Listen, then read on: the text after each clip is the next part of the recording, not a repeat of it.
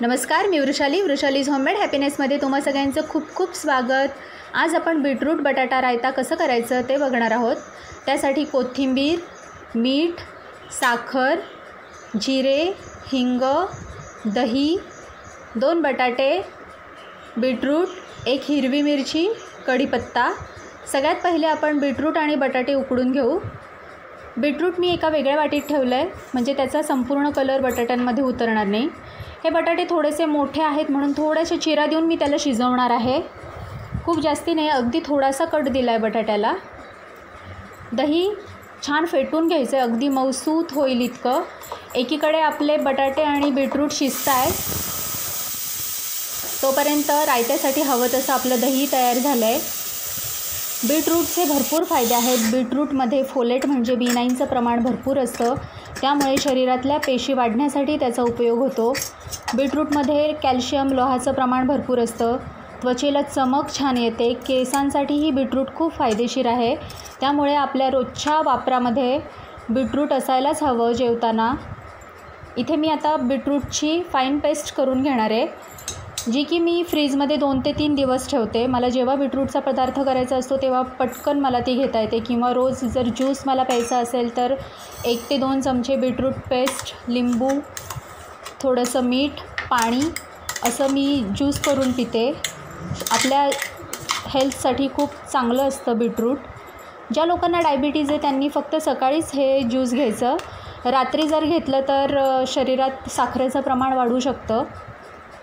बघू शकता, अशी पेस्ट करून ठेवायची। पटकन बीटरूटचा कुठलाही पदार्थ आपण करू शकतो। नॅचरल पिंक कलर पदार्थाला येण्यासाठी बीटरूटचा मी वापर जास्तीत जास्त करते। इथे फेटलेल्या दह्यात अशा मी बारीक बारीक फोडी करून घेतल्या आहेत उकडलेल्या बटाट्याच्या। त्यातच मी बीटरूटची 2 चमचे पेस्ट घालणार आहे। जास्ती नाही घालायची, म्हणजे छान नॅचरल पिंक कलर येतो। तुम्हाला जर थोडं आवडत असेल जास्त तर जास्त घातलं तरी चालेल। तुम्हाला किसलेलं बीटरूट आवडत असेल घातलेलं तर किसून घातलं तरी चालेल। मीठ, कोथिंबीर, मिरच्या मी 2-3 तशाच टाकल्यात कच्च्या, फोडणीतही घालणार आहे। तुमचं जर दही जास्ती आंबट असेल तर त्यामध्ये तुम्ही आपली फ्रेश मलाई म्हणजे दुधाची जी साय असते ती 2-3 चमचे घालू शकता, किंवा मग दूध आपलं 4 ते 5 चमचे घालायचं, म्हणजे दह्याचा आंबटपणा कमी होतो। इथे माझं दही इतकं आंबट नव्हतं, त्यामुळे मी साखरेचं प्रमाणही अगदी पाऊण चमचाच मी साखर घेतली इथे। तुम्हाला साखर आवडत नसेल, नाही घातली तरी चालेल। बघा किती सुंदर आपल्या बीटरूट आणि बटाटा रायत्याला कलर आला आहे। आता ह्याला आपण छान खमंग फोडणी देऊन घेऊ।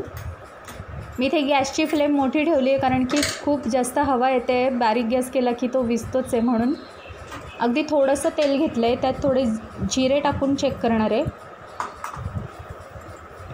जिरे थोडेसे फुलले की लगेचच सगळे जिरे आणि हिंग, तेल आपलं गरम झालं आहे चांगलं।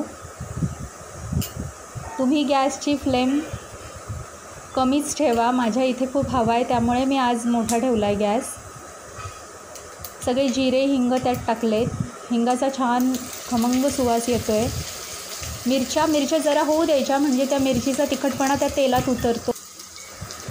कढीपत्ता हा माझा घरचा कढीपत्ता आहे। असं घरचं आपलं गार्डनिंग आपण थोडंसं जे करतो छोटंसं, त्या वस्तू वापरायला खूप मस्त वाटतं। असंच मी पुदिनासुद्धा माझ्या एका कुंडीमध्ये लावलेला होता, म्हणजे जेव्हा आपण पुदिना घेऊन येतो आणि त्याच्या ज्या अशा थोड्या जाड काड्या असतात, त्याला छोटी छोटी अशी मुळं दिसली की ते असं नुसतं लावून दिलं तरी त्याला छान पानं यायला सुरुवात होते। खमंग फोडणी आता आपण ही आपल्या सुंदर कलरच्या बीटरूट रायत्यावर टाकली आहे। सगळे स्वाद असे त्याच्यामध्ये उतरतात। मिरची, हिंग, जिरे आणि अप्रतिम चवीचं आपलं बीटरूट बटाटा रायता तयार झालेला आहे। तुम्ही नक्की करून बघा। अतिशय सोपी आणि झटपट होणारी रेसिपी आहे, काहीही वेळ लागत नाही।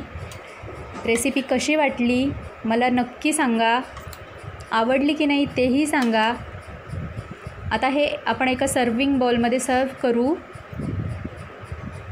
तुम्ही बघू शकता किती छान कलर आणि टेक्स्चर आलं आहे आपल्या बीटरूट रायत्याला। चवीलाही तितकंच छान असतं हे, आणि हेल्थसाठी तर चांगलं आहेच, त्यामुळे अवश्य करून बघा।